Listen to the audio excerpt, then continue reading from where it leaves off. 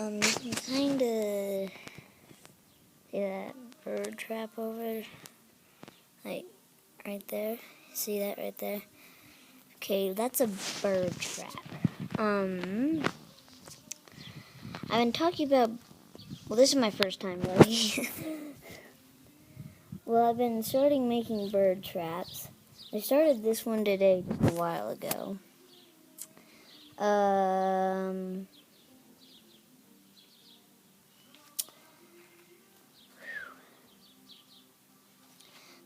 My grandpa helped me build it, and I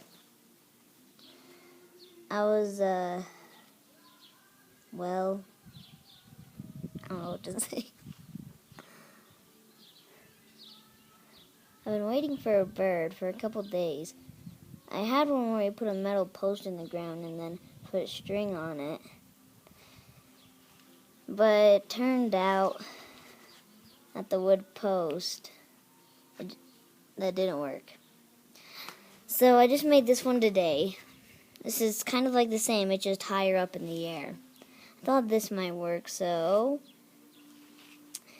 thought it'd be pretty cool. Try it out. See if it works. Check it later today.